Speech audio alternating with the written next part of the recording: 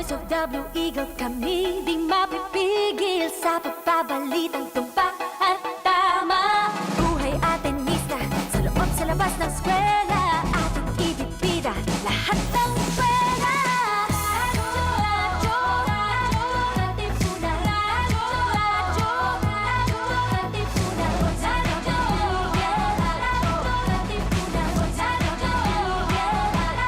Katipunan. Kawal ni Ignacio, Katipunero sugod, todo sa kayod, punong at tulong. Lipad na Blue Eagle, galing hiting at tigil, blue and white, one big fight. Radyo, Katipunan. Radyo,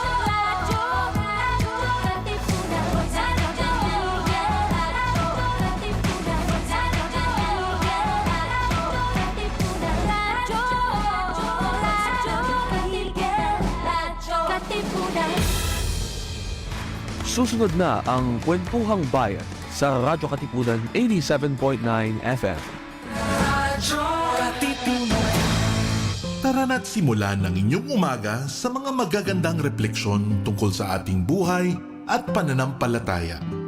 Kasama sina Cardinal Luis Antonio Tagle, Father J. Boy Gonzales at Father Nono Alfonso ng Kapisanan ni Jesus, Father Cali Llamado ng Manila Cathedral, at Binibining Risa Singson Kaupeng ng Light of Jesus Community dito sa Kapit Pandasal sa Radyo Katipunan 87.9 FM. Huwag aksayahin ang panahon. Ako si Risa Singson Kaupeng, Editor-in-Chief ng Feast Magazine. Magkapit, pandasal muna tayo.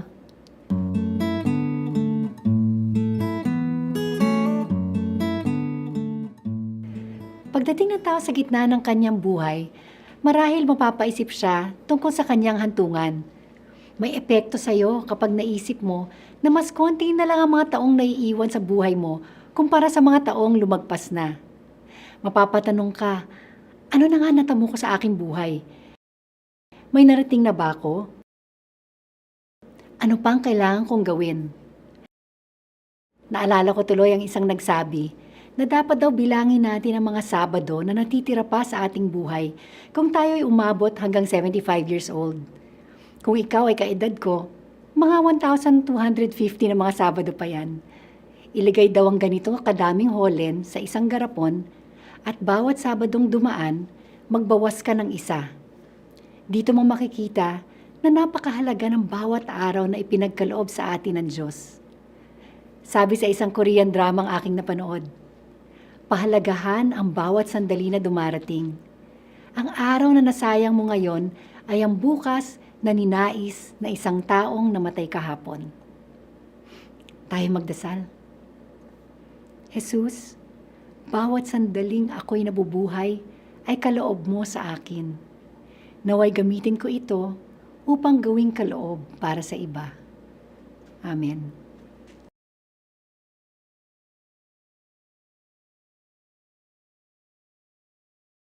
Radyo, Radyo, Radyo, Radyo, Radyo, Radyo, Radyo, Katipunan, Radyo, Katipunan, Radyo, Katipunan, Radyo, Radyo, Radyo, Katipunan, Radyo, Radyo, Katipunan. Sa Blue Eagle kami di mapipigil sa pagbabalitang tumpak at tama. Buhay atenista, sa loob sa labas ng eskwela, ating ibibida lahat ng kwela. Radyo, Radyo, Radyo, Katipunan, Radyo, Radyo, Radyo, Katipunan, Radyo, Katipunan, Radyo, Katipunan. Kawal ni Ignacio, Katipunero sugod, todo sa kayod, tulong at tulong. Lipad na Blue Eagle, galing giting nagigil, blue and white, one big fight. Radyo, Radyo, Radyo, Katipunan, Radyo, Radyo, Radyo, Katipunan, Radyo, Katipunan, Radyo, Katipunan, Radyo, Radyo, Radyo, Katipunan.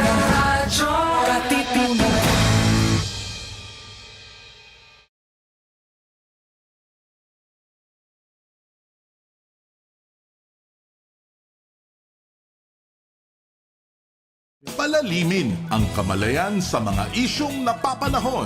Makisangkot at makiisa kasama ang Simbahang Lingkod ng Bayan, ang social-political apostolate ng Kapisanan ni Jesus. Ito ang Kuwentuhang Bayan mula alas 11 ng umaga tuwing Biyernes dito lang sa Radyo Katipunan 87.9 FM. Dahil naniniwala kami na posible ang isang mas mabuting lipunan at maaari itong simulan sa isang kwentuhan.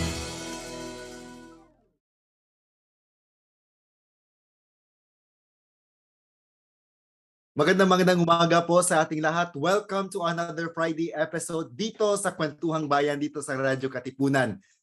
Magandang umaga, Roslyn. Good morning, Jan. Long time no talk. Oo nga, okay. Ngayon na ulit tayo nag-usap. Sorry pa, sa mga hindi pa nakilala ko po si Jan Warren Barquez at kasama ko po ngayon yung aking partner dito, si emphasis on the Miss, Roslyn Balmes, dating staff at ngayon ating volunteer ng Simbahang Lingkod ng Bayan. Again, good morning, Roslyn. Good morning, Jan. Hello, good morning, everyone. It's been a while since I've been here sa Radyo Katipunan. No? Hello po ulit sa lahat. 1 year na ba? Wait, when Correct, was the last correct. time you hosted? What was the topic pala nung nag-host ka? I think that was my birthday, March 10. Kasama ko sila, Robert. Oo, binalabog namin yung buong comment section noon kasi birthday mo. The topic was somewhat related to what we will be talking today. I remember we talked about the oil spill in Negros. Negros ba yun? In Mindoro, sorry. Mindoro. Yun. Hey, di mo That's ililipat one of yung oil the, spill. Ha? Di mo ililipat yung oil spill. Oo nga, hindi. That was in Mindoro. Ayun. Anyways, And kumusta so may ka? ibang topics. For the benefit of our for the information of our viewers, no. Makapitbahay po talaga kami ni Roslyn and sobrang Very tagal na nakita ko siya kaya I'm so happy that I at least nakita ko siya ngayon dito virtually bago yung kanyang buhok, no. Wait, Napapansin hindi. na Yeah, tumaas yung probably kanyang the buhok. banks. Yeah, the bangs, no. Humaba na yung bangs. Humaba. Sorry, Bisaya problems, no. Okay, sige. So, it's been a while din na nakapag-host ako dito, Roslyn, no. Ilang beses na ako kinukulit ni Gracious and palagi ako busy and fortunately, no, I'm available ngayon to host this event, no. Of course, malaking utang na loob ko sa isa sa mga boss natin, 'di ba, sa SLB, no, si Carlo Abadines, no. So dapat magbigay-pugay tayo sa pamamagitan ng pag-host dito sa ating Radyo Katipunan. Binangbang talaga natin si Carlo ngayon, no. Nadami na tayo nabanggit na pangalan today. Kaya nga, no. Isa-isahin natin, no. Isa-isahin na yung mga brothers natin na sina Chesco at saka sina Martin. Okay, no, so much for that, no. Okay. Are you at Ateneo now, Roslyn? Yes. Nasa office ako ngayon. Di ba vacation na ngayon ng mga students? Or summer Students, ngayon? yes, but oo, kakatapos lang ng iba. Hindi kasi pare-pareho yung like sa professional schools. I think the law school just finished their school year few weeks ago. So, pero most of the students ay bakasyon na. Pero di tayo kasama sa bakasyon, of course. Yeah. Actually, isa sa mga napapansin ko during vacation time in Ateneo, well, of course, given yun, mas konti yung cars, di ba? Mas konti yung cars, traffic is not that heavy it's really not heavy, no, inside the Ateneo. And napapansin ko din during summer and during shall we say, in any vacation, no, sa Ateneo, dumadami yung mga birds. I don't know if napapansin mo yon, 'di ba? Dumadami yung mga birds, no? And most especially during the time of the pandemic. During the time of the pandemic, merong mga birds na so unusual na nakikita in a city set up, no, na nakikita sa Ateneo, no, nung nagkaroon ng lockdown, no. So segue natin, no, because why am I talking about birds? Why am I talking about environment? No, why did we mention about the ocean in general? Because ngayong umaga ay meron ulit tayong special episode. No? Last Monday kasi ay nag-celebrate tayo ng World Environment Day. At kahapon naman ay World Ocean Day. No? Dahil dyan, ang focus natin ngayong araw na ito ay tungkol sa climate justice. At ang sorry for that, no? At ang karagatan, no? So this time may guest tayo from ESSC o ang Institute of Environmental Science and Social Change. Roslyn, can you introduce to us our guest for this morning? Yes, thank you, John. We are very blessed and graced to have our guest with us this morning. She's from ESSC. She is Miss Mary Crisel Mejillano. Miss Crisel, tama po ba, Mejillano? Yes, correct. Bawa. Mejillano. Currently, she's serving as the Networking and Programs Coordinator at the Environmental Science for Social Change, a Jesuit research and training institute based in the Philippines. So their office is currently in the Manila Observatory. We are all familiar, no, kung saan malapit yung statwa ni San Ignacio, ni Saint Ignatius. Ms. Crisel obtained her bachelor's degree in environmental planning and management, major in urban planning and green architecture in 2019 from Miriam College sa ating kapitbahay dito sa Ateneo. She then received her master's degree in environmental planning in 2021. For the past 3 years, she has played an active role in sustaining the networks facilitated by ESSC. These networks include the Eco-Jesuit Global Ignition Network, the River Above Asia Oceania Ecclesial Network, or RAWEN, and the Vatican COVID-19 Commission Southeast Asia Task Force. Ms. Crisel also coordinated delegation efforts at the United Nations level and has joined global youth movements such as the Economy of Francesco global event in Assisi, Italy in September 2022. Her experience with the organization has imbibed in her a true passion for climate action, ecological responsibility, community, and youth empowerment. And so without further ado, let's welcome Ms. Crisel from ESSC. Welcome, Ms. Crisel. Good morning. Magandang morning. I'm so happy to be here, and it's actually my first time mag-guest sa Radyo Katipunan. And ayun nga, kapitbahay kasi I graduated from Miriam College, so katabi rin ng Ateneo. So Katipunera at heart. Talaga, it's really close to my heart. Tapos ngayon na nag-work na ako, I'm still in Ateneo, in Katipunan. So, Katipuneran ever since. So, thank you so much for having me. This is an honor and pleasure. Thank you, Miss Crisel. Or how do I call you ba? You can call me na lang, sige, para since casual naman yung ating setup today, you can call me Cici. It's what my colleagues call me. Kala ko yes. Kasi Miriam College. Charot. Kahit sa pangalan, di ba? Okay, sige, maybe just a brief lang muna, Miss Crisel, no? Ano yung ginagawa pala ng ESSC? ESSC.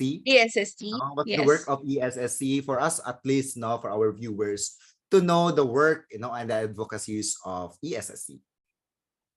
Okay, so ESSC, or Institute of Environmental Science for Social Change. So it's a Jesuit research and training institute that's based in the Philippines. The main advocacy talaga ng ESSC is trying to advocate or lobby for social change through scientific processes that is also grounded on community needs. So we accompany communities. So this includes an indigenous community in the uplands of Bukidnon. So they're called Dapulang yon. And then we also work with local governments in different disaster risk reduction management projects. We also work with communities who are really impacted by the impacts of the climate crisis. And regionally, we also do networking. Yun yung minention ni Rosalyn kanina sa introduction, yung RAWEN. So we connect with church, with faith leaders in terms of addressing concerns of the people in Oceania and Asia. to care for the forests, oceans, and people. And then we also do global networking through Eco Jesuit. So this is where we try to get into the global processes relating to climate change. We try to foster collaboration between Jesuit institutions, between network partners and communities to collaborate on how we can work towards integral ecology. So in a nutshell, yun yung aming ganap sa ESSC. And yung role ko nga, I come in, I support the coordination of the networks that ESSC facilitates. Wide-ranging pala yung wide-ranging pala yung not network, yung range ng work ni ESSC, no? But in a gist, it's more about the scientific research, no, of the different Yes. climate phenomena, tama, na nangyayari. Mhm. In Yes. no? Okay. So it's speaking of climate phenomena, Roslyn, you want to share the first question? Yeah. Yun, thank you, Miss Crisel, no, Sissy, for that brief background about your organization. It's amazing how you're doing research, but also keeping in touch or being grounded by being in communities, no? You've mentioned several communities in Bukidnon and in some other places, because yun nga, parang imposible naman din talaga to do research without talking to our community partners and Exactly. to be in Yes. touch with people on the ground. So thank you Yes. for that background. Siguro po, no, for our discussion for today, maybe for the benefit of everyone who are joining with us this morning, we would want to know po, on a nutshell, no, maybe the most brief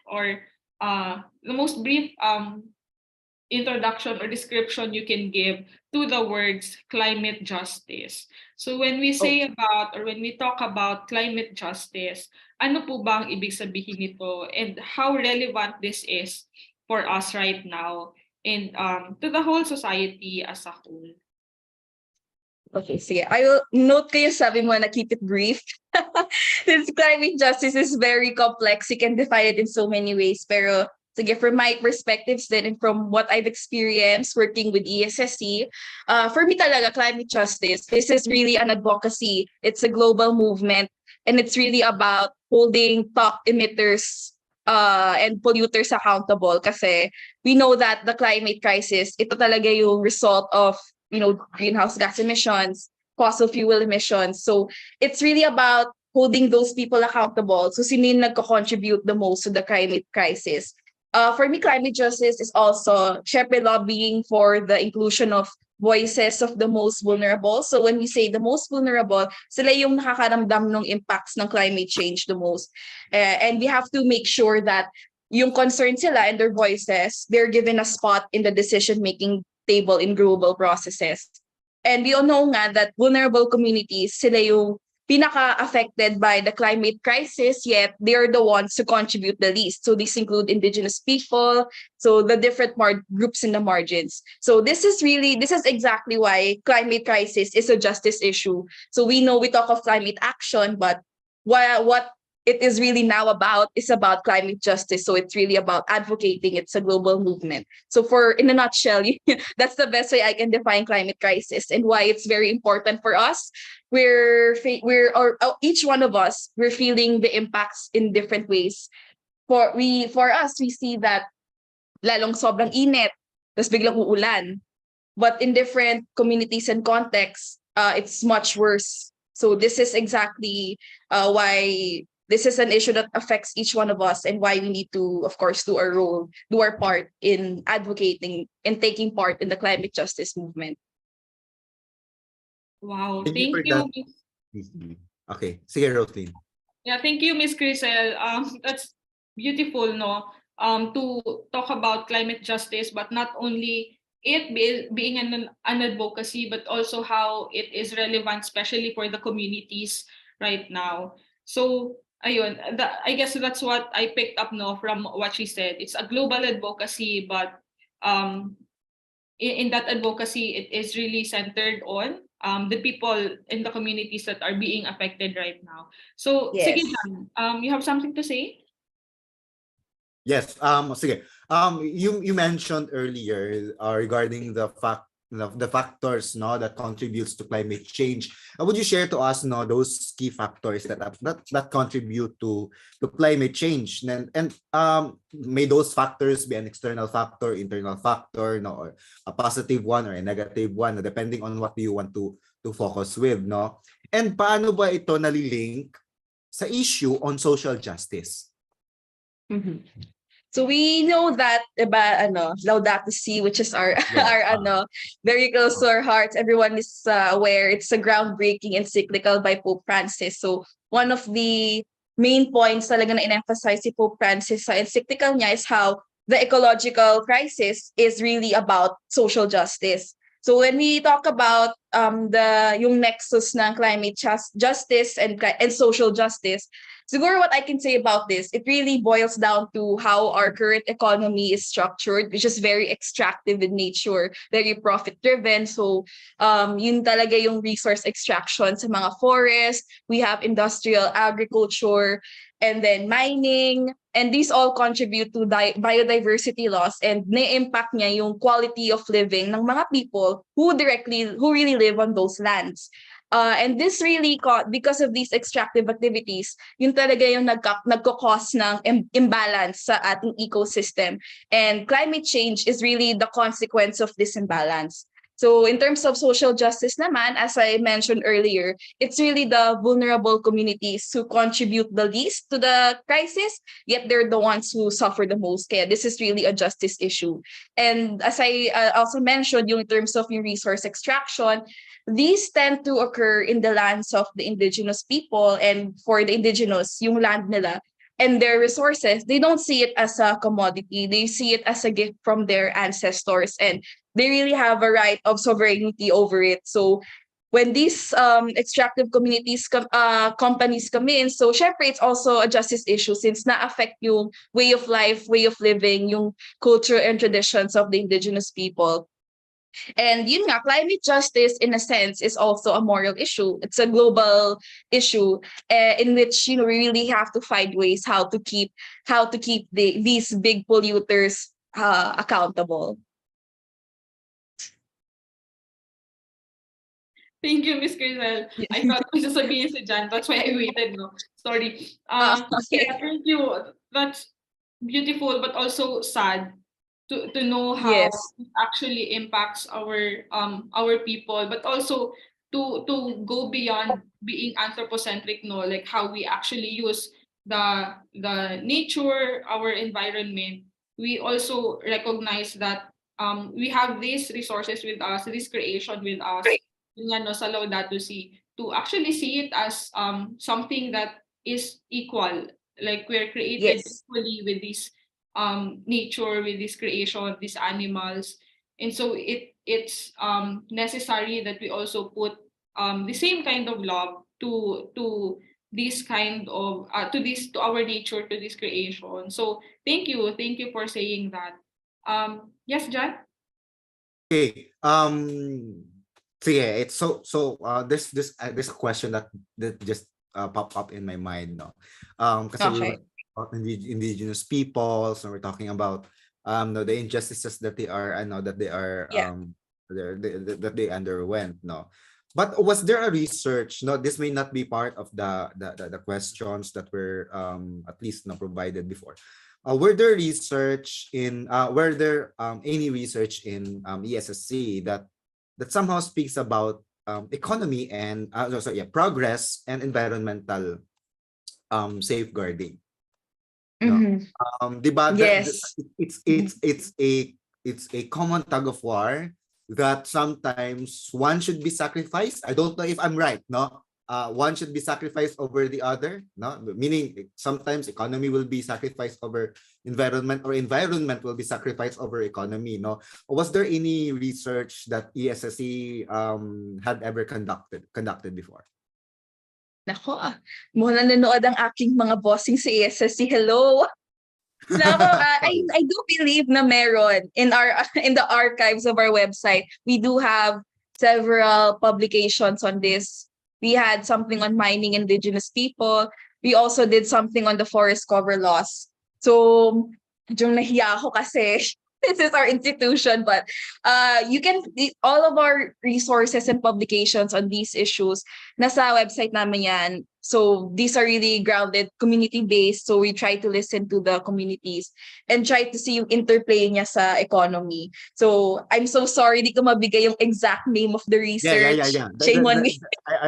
Shame on me. No. I'm not asking naman for the exact research, but I'm just curious. But we do, yes. Meron Yeah. meron yan. And I love it that you told me that it's the researches the research works were grounded on real community real community tawag dito scenarios and Yes. experience there. That's which is not a general notion, so that makes very specific talaga, so ito na which lang, is also pretty sad. Yeah, sorry, go ahead. yeah, continue, Sisi. No, kasi yun nga kasi when we think of research talaga, we have to consider yung talaga yung needs ng community. Usually kasi, I don't know if I'm on the record for saying this, pero ayun nga, kasi when we do research with communities, we just may feeling kasi of parang baka they feel of being parang used for the research. So it's really a process when we think of community-based research. It's a process of accompaniment and staying with them throughout the process. And this is one of the and then it's one of the key efforts there are different Jesuit universities na ganito talaga yung main advocacy, such as Santa Clara University in California. So it's really research with the people, and that's what it should be about. Okay. Say thank you for that, CC. Ito, I have another question. Ano yung mga hamon sa climate justice na kinakaharap natin ngayon? Sa buong mundo and most especially dito sa ating bansa. Okay. Sige. Okay. Medyo madami to. But I'll try to keep it as short and sweet as possible. Magbigay ka ng 40. Ang daming challenges. Yeah. May word count ba?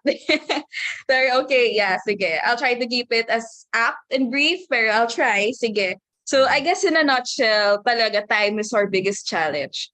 You can search sa Google. There's a website called Climate Clock, and it really says, so I took a peek yesterday or today, and it says now we have 6 years and 43 days to limit global warming to 1.5.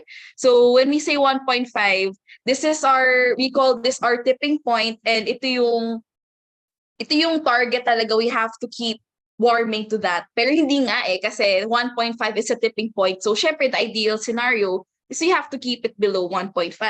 And now we are at 1.2 degrees above pre-industrial levels, and we only have 6 years to limit the global warming. So medyo kakapanik, urgent na talaga.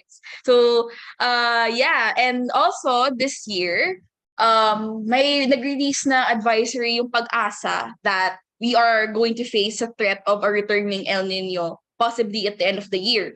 And given nga na there's also a recent report by the IPCC, or the Intergovernmental Panel on Climate Change, that the warming is really accelerating. There's no signs of it decelerating or going down. And then magkakaroon pa tayo ng threat of El Nino this year. So talaga, scientists also perceive that this will really likely push temperatures beyond the 1.5 degree tipping point. So medyo talaga this is really urgent, this is serious, kaya nga climate emergency. And we also remember, diba, we had the last El Nino event in 2015, and yung pinaka naapektuhan kasama tayo, Philippines and other countries in the global south. So Africa, we have parts of Asia, Southeast Asia. So it's really concerning when you think about it, and you think about yung syempre yung the different communities who will feel the impacts of it the most, and this will really affect for sure food and water security concerns globally. We are already experiencing this crisis, but with the threat of El Nino this year, mas lalala pa yun. We also, just to also share yung experience ng Pulangyon indigenous community. So this is the indigenous community that ESSC is accompanying. They're also struggling to cope with the impacts of local climate change. So they really feel its impacts locally, and dahil nga sa changing patterns of the climate, nahihirapan silang i-adapt yung local agriculture nila to secure food security. We also see ngayong ocean states, they're facing the threats of sea level rise, and this is really threatening their way of life and culture, since it can lead to climate induced displacement and migration. So nadi-displace yung communities kung saan sila, and we know that local and indigenous communities, their sense of identity is really grounded on the land that they inhabit. And if na-displace sila yun, syempre yung sense of identity, maapektuhan.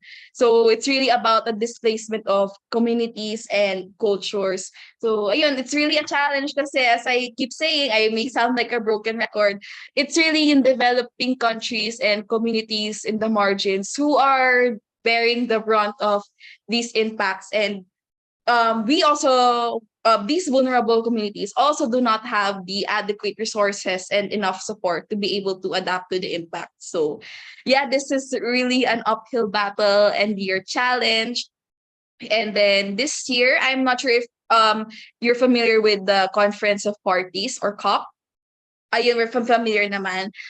So this is a complex process. So in a nutshell, for our viewers na hindi familiar, kasi honestly, it's just been 2 years since I've gotten involved in the COP process, and I'm still struggling to fully wrap my head around. So this is convened by the United Nations Framework Convention on Climate Change, or UNFCCC. So they gather all the world leaders to try and follow up on the commitments that made. So in terms of mitigating greenhouse gas emissions, supporting adaptation efforts and whatnot. And this year, ito pa yung medyo plot twist. Hindi naman plot twist, pero this year's COP will be held in the United Arab Emirates, of all places. And we're talking about reducing, greenhouse gas emissions. And the elected COP president is also the president of one of the largest offshore oil companies in the world. So it's really a difficulty, it's a challenge to effectively lobby and advocate. Ang dami talagang hidden corporate political agendas, and we see that there's also growing dissent among civil society. Yet at the end of all of these challenges, we somehow still need to find a way to remain hopeful. Yun nga, tough hope nga yung kailangan natin.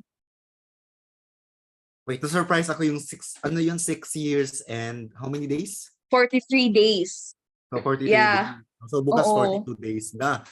I think Oo. kasi Okay. that I've gotten is 10 years. So I was 4 years late nung nalaman ko yung information na Oo. yun, no? So that information was 4 years ago pala, yung 10 years na yun na sinabi, no?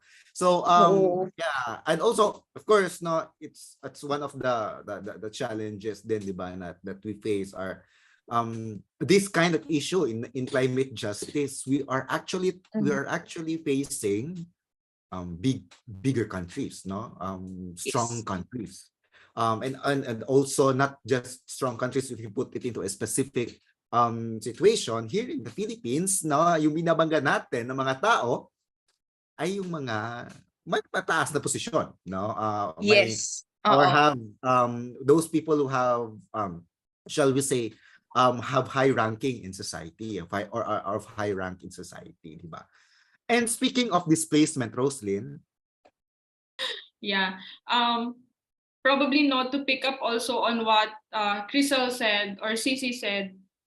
She mentioned about how yung 6 years, no, but also parang within the span of time may ganitong mangyayari sa atin globally. We will warm, right? The earth become warmer, but at the same time in the later part nung sinasabi niya, she's mentioning about how this actually impacts the community, how the communities are actually bearing with the impacts of this climate change. So gusto ko lang i-emphasize, no, na parang when she mentioned na may ganitong 6 years tayong sort of inaantay, to also emphasize na we have communities that are actually experiencing the effects of this, and they are not waiting for anything because they're already feeling the impacts of it. To mention nga, our farmers so are struggling to adapt with the climate change, especially with their local farming practices. No, it's really difficult for them. Issues on food security locally, and not only locally but probably globally. No, Yeah. and so Miss Sisi, how can we actually safeguard our communities? No, because we have though we have UN conventions, the COP Mhm. um, Cup, yeah. conferences. Of course, ang hirap niya ibaba sa mga communities, ang hirap niya din ibaba locally kung ano man yung magiging agreement, etc.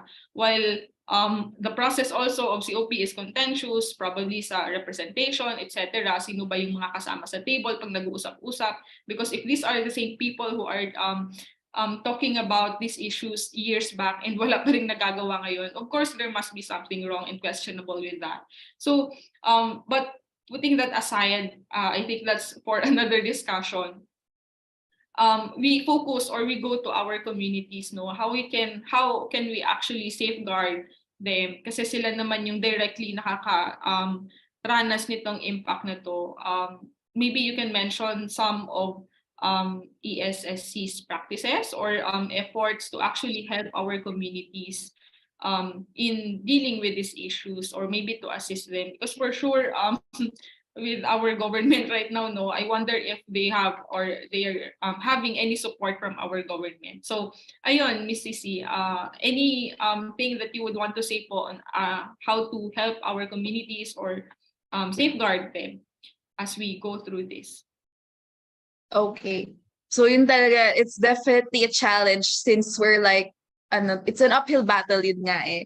Kasi we're dealing with so many different powers at play, we're dealing with so many hidden agendas. And it's really, nga talaga, it's very exhausting since kasi parang di ba common sense na this is an issue, climate change is an issue nga that concerns everyone. So each of us has a responsibility, but yun nga, it's easier said than done. And it's it's such a complex and multifaceted issue. Pero ayun, just to mention then na in the UN process naman, there are several mandated platforms where the concerns of youth and indigenous people can be heard. So there's a local, I'm not sure if I'm saying this right, but there's an LCIP platform sa UN. So that's where the indigenous people can come in and then share their concerns. Meron din tayong tinatawag na YONGO. So YOUNGO. So they're the mandated parang youth-led body ng UN. Pero of course, yun talaga, as I mentioned, na despite these platforms, but parang wala pa rin nangyayari na why is the climate crisis worsening? So yeah, that's a separate discussion para himay-himayin ba yung mga challenges and weaknesses ng COP process. But yeah, I guess this is really where civil society-led advocacy comes in kasi civil society, we have the power to really make noise, to accompany our communities and the most vulnerable. We need to find ways to work together and uplift their struggles and accompany them and advocate that they need to have a space in the decision-making table. And if may space nga, dapat silang pakinggan. And di lang yung parang, okay, yes, ganon. So it's a challenge talaga. I guess what I'm saying is easier said than done, but yun din siguro yung effort namin. So I mentioned, di ba, ESSC is also facilitating a global network in Eco-Jesuit. So through Eco-Jesuit, that's where we try to get into the UN processes and try to see how we can amplify this social voice nga sinasabi natin. So it's about uplifting the voices of the youth, the concerns of the indigenous people. So finding ways, we have to keep on making noise and sounding the alarm since, ayun nga, I mentioned nga 6 years. So this is really an emergency. Basically, we're fighting for our lives. There's a lot at stake. So, we're dealing with so many problems, but we have to find ways talaga to get involved since, climate justice is also a human right. Yeah. Sorry. I'll ask a question that somehow related to research naman din in the climate justice, no. Of course, no, you've conducted about researches and it's based on community experiences, diba? So, is there a part in your research wherein you also talk to the people behind yung sa mga mining, for example, no, or deforestation, for example? And what are their thoughts about those things? If ever, Okay. meron kayong parts of Okay. research. So from my limited knowledge, may ginawa Okay, yung yeah. ESSC before with the Commission of Human Rights. Yung si Comcadis pa yung commissioner. So they did a joint tinatawag naming National Inquiry on Climate Change. So this is basically an advocacy or lobbying effort para ma-streamline yung human rights in the context of, climate justice and climate change. So beyond having dialogues with different local communities who are most impacted, nagkaroon din ng dialogues with several businesses. So it's really important that we have to stay inclusive as possible, na hindi lang tayo, of course we need to focus on local communities, pero we also need to bring in the different businesses, the different yung mga sabi nating mga polluters or yung mga extractive industries. So we also need to find a way to put them into dialogue so we can find joint solutions together. In terms of what they said, I don't fully have a grasp on that, but I do believe sa ESSC website we have the report on the NICC. So it's there yung parang dialogue processes. And I think nagkaroon nga din ng dialogue na umabot sa court. So it's so at least that's an important national lobbying effort that ESSC facilitated. Yeah, I'm coming from the idea kasi that of course looking at the different climate justice na mga issues from the outside, looking at it from the outside, sabi natin ay it's injustice to this, it's injustice to that, it's injustice to this one. But I'm just curious of, like, for example, the miners, shall we say, yung mga employees nila are also benefiting for their family, and if there are lobbying, for example, that would somehow affect their jobs, their livelihood, they would support on not ending the mining industry or not ending the deforestation, for example, for one, and were there in your idea, I think in your opinion, paano ba natin matatamo ang climate justice habang ginagarantiyan natin ang makatarungang transition ng mga manggagawa na nagdepende sa mga ganitong mga industries? Yeah. So yung mention mo nga, that's very important, yung just transition in terms of the extractives and the fossil fuel industries. Since we can't also, kasi yung mga manggagawa, they also have to be part of this whole process. Kasi when we, it's so simple to say na they have to, but yun nga, wait lang, sige, let me backtrack. Sorry, if that process ko na wala. So, ayun. So in terms of just transition nga, I'm going back to the COP process kasi this is really the global body nga, the global decision-making body where these different types of matters are discussed, and where it's also a platform where we can hold those people accountable, yung mga yung mga top polluters, so yun nga, this is really where developed countries need to be held accountable, and where this is a constant battle. So there's this thing called the COP process called climate finance.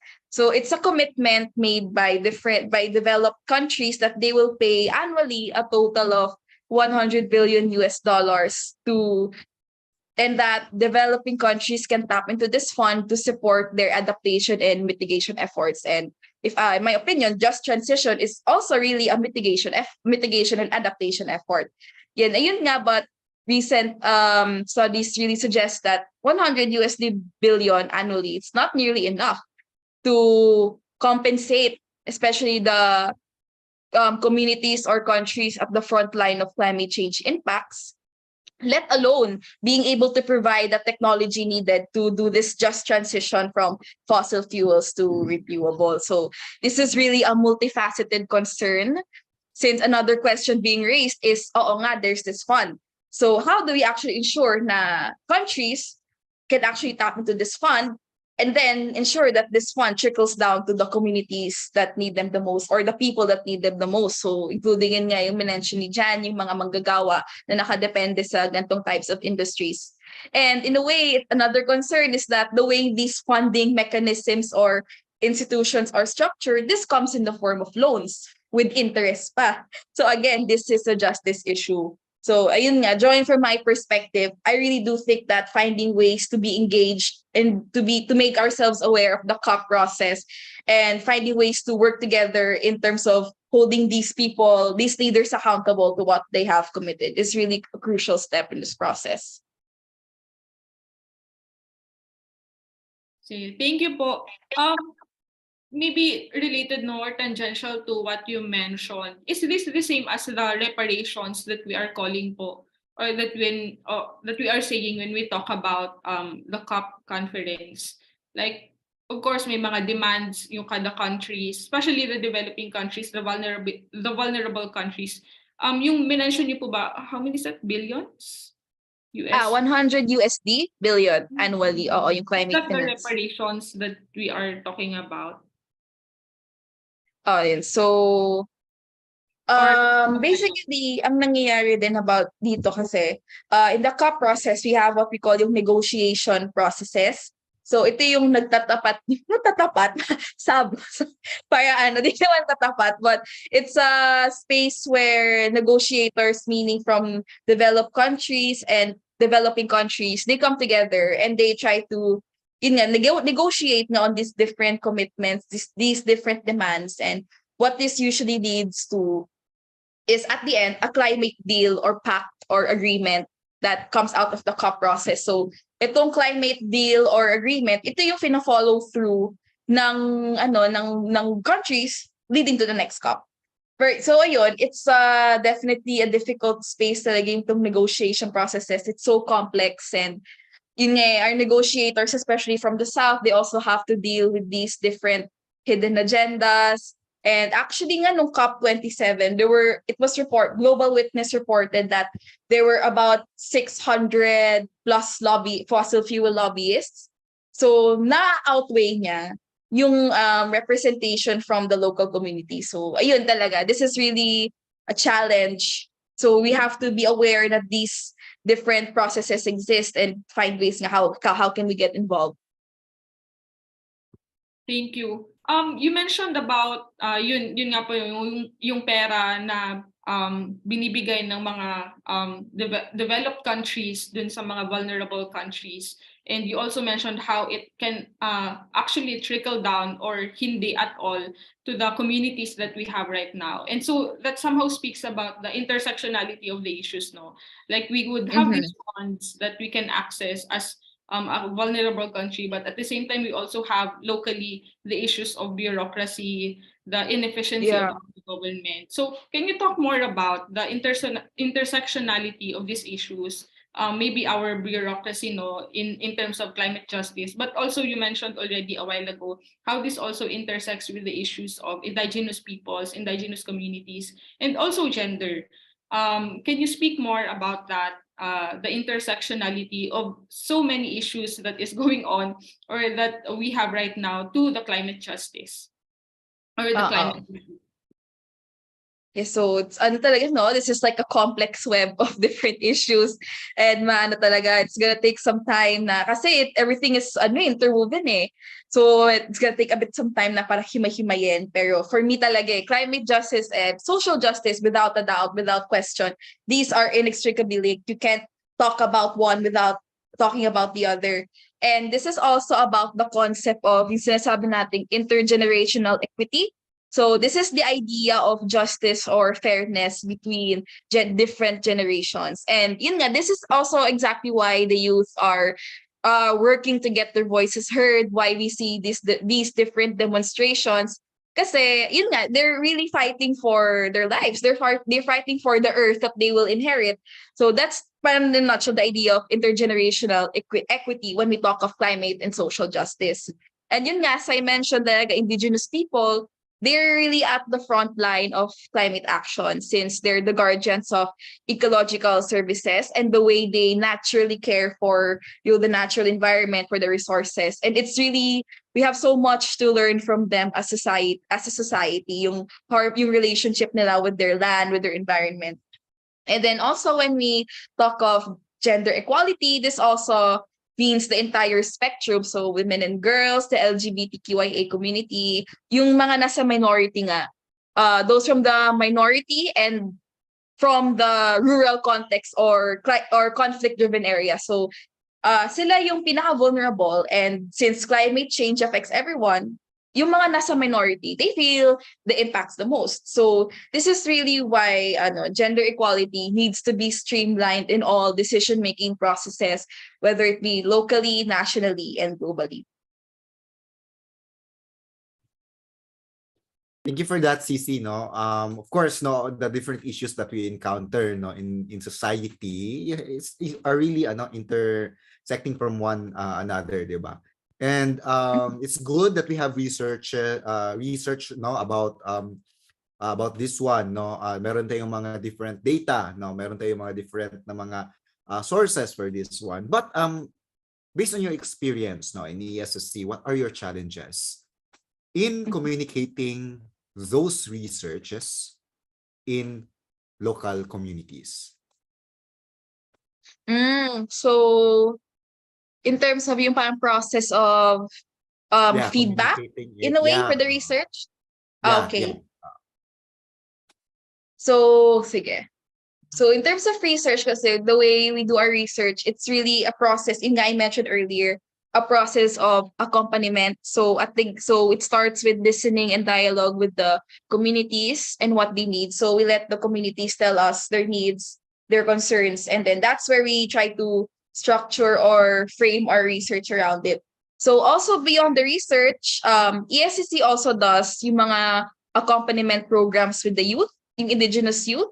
So through one of our research programs, we help the youth in terms of yung assisted natural regeneration, forest and water management, organic farming. So we try to accompany them, to capacitate them as the next generation of leaders of their ancestral domain. So talaga, it's really a guiding process, and we accompany them all throughout.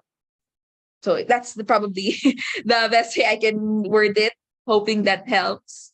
Yeah, of course. No, kasi one of the challenges, no, that in the academe is experiencing now is how are we going to translate our research to local communities, no, na mas maintindihan nila, na mas ma-appreciate nila yung ganung mga bagay, no. Yun yung parang challenge natin ngayon, no.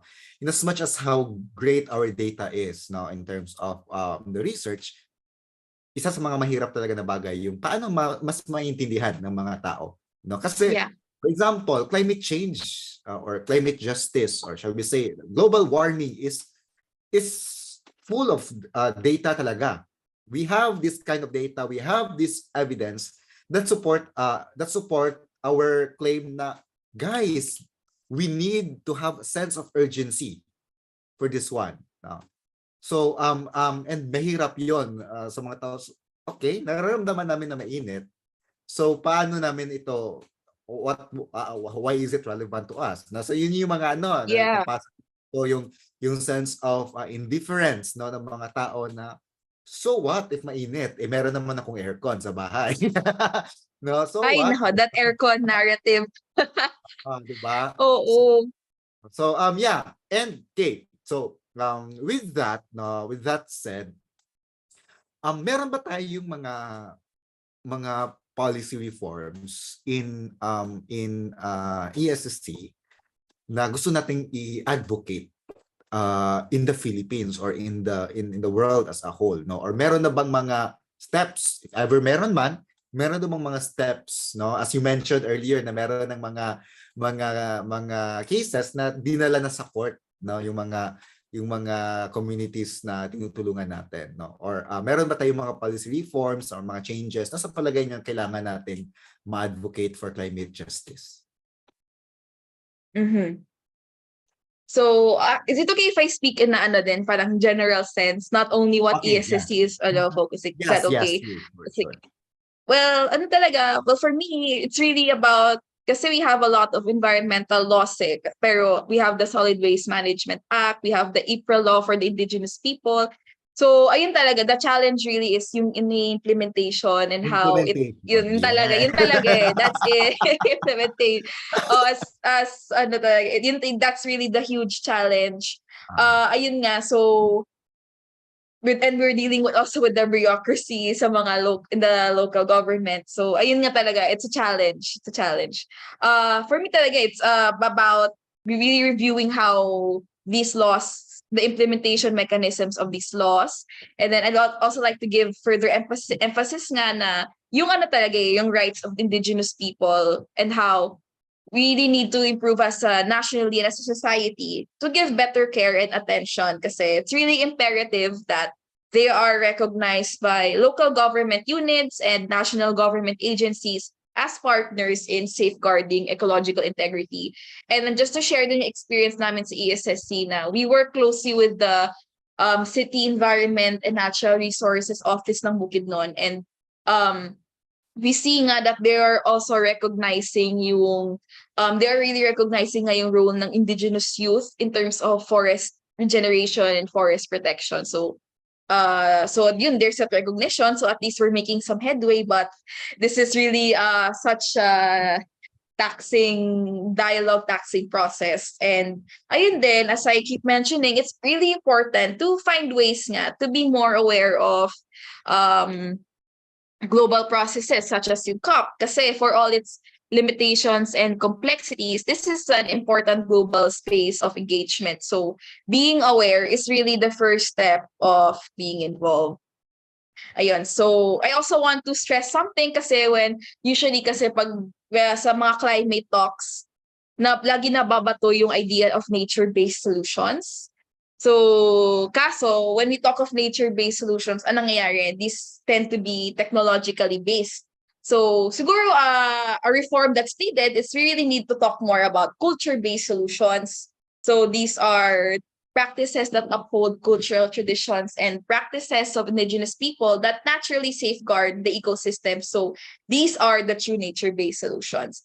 And I'll also say nga na environmental education, we have a law about this. Di ko lang recall exactly ko ano yung law na yun, but there is a law about environmental education, and that this really needs to be streamlined sa mga educational institutions natin.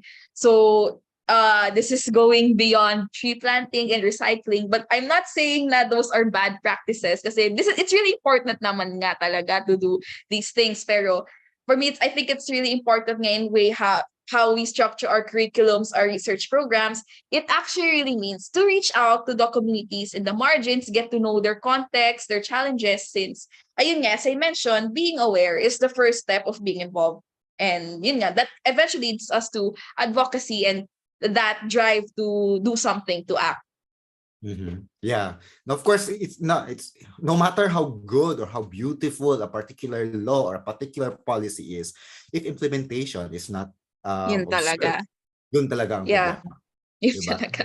Yun talaga yung problema eh. So, kahit meron tayong batas, meron tayong polisiya, kung hindi naman ito ginagawa, wala ding saysay yung mga ito. No? Roslyn, do you have something to say? Sorry. Yeah. Gusto ko pick up yung sinabi niya, no, that we should go more on culture-based solutions rather than technology-based solutions. Like, I think this is very evident in communities, halimbawa in farming communities, no. Maybe the efforts of the government is usually to educate them, like provide technologies that can actually help them in their farming to mitigate the impacts of the climate change. But also, for sure, as someone who also worked with farmers, no, they already know what they have to do. Alam nila kung ano yung mga kailangan nilang fertilizers na manggagaling mismo sa nature, things that aren't anymore inaccessible to them, but is really accessible na nasa paligid lang nila. So, ang akin ay they really know what to do. The thing is, it's another topic, of course, but the forces that external forces outside, of course, the capitalism, the big companies that actually controls the market, the agricultural market, no. Ang dami pang nuances on that, but also I also want to emphasize the importance of putting the communities, the people at the heart of this climate issue, the people who are actually being affected now, not only in the next years, but people who are actually affected now, being displaced, forced to go to another place. Ayun, thank you for saying that culture-based solutions na. It's very informative, but also it brings us to our center talaga to go back to the very heart of it. So, do we still have more time? Maybe last few words from CC.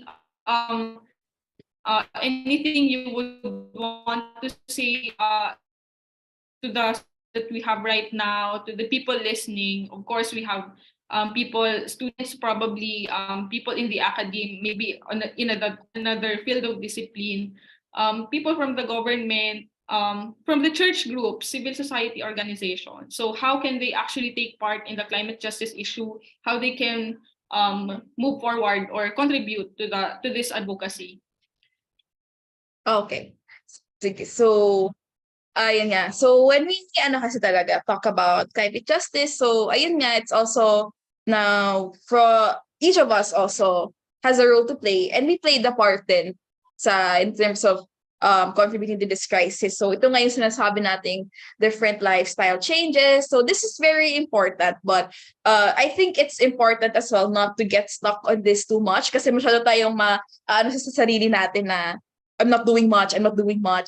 So ayun nga, this really brings then to my to what I want to emphasize. That's you really have to go out there and seek ways to be part of a broader movement. So ayun, connecting with different civil society-led movements, being aware more of these different global processes such as COP, despite all its limitations and complexities, it's really an important space of engagement. And again, siguro, ang quote of the day ko is, being aware is the first step to being involved. And then, ayun, for me, and I also find it's very valuable to find ways to connect with other youth, coming from different contexts. So just to share then, part of our efforts in Eco Jesuit 2 years ago for COP26 in Glasgow, we accompanied a group of indigenous youth sa Pulangyon community, and they through virtual dialogues, they were able to talk to different youth from different parts of the world. Meron sa Philippines, sa India. We also talked with students from the island of Malta. So it's really enriching and inspiring to hear them exchange. So parang nagkakwentuhan lang sila kung what the realities that they're dealing with and what they're doing about it. So just that, being able to provide a space for the youth to engage in dialogue, for them to exchange their hopes, their messages for a more ecologically just world. I think that's really important, and we have to find ways to be able to uplift that. And ayun, despite all the urgencies that I said, all the challenges and the negativity, but yun nga, we still somehow need to find a way to hold out on top hope, and we find this through our faith, since our faith is what gives us hope. Thank you very much, CC, for those words and for giving your time in this radio program dito sa Radyo Katipunan. And also thank you to my partner, Roslyn Balmes, for joining us here. Parang feeling ko staff pa rin ako sa SLB, pero hindi pala. Ako din, thank you to myself for coming here. Charot. And Thank you, Jan. I hope and pray that the works of ESSC will really bring more influence in society, and at the same time mas magiging productive, from how it is productive now, Of course, sana mas marami pa tayong mga taong matutulungan, and I really salute the works of ESSC, Maraming salamat sa mga sumama ngayong umaga. At bigay na kanilang mga tanong at opinion sa mga napag-usapan, Abangan ang susunod na episode ng Kwentuhang Bayan sa Radyo Katipunan sa susunod na Biyernes. Magkita-kita po tayo muli. Maraming salamat mga Katipunero at Katipunera. Thank you very much everyone. Thank you. John and Rosalie, thank you so much for this opportunity. All the best sa SLB.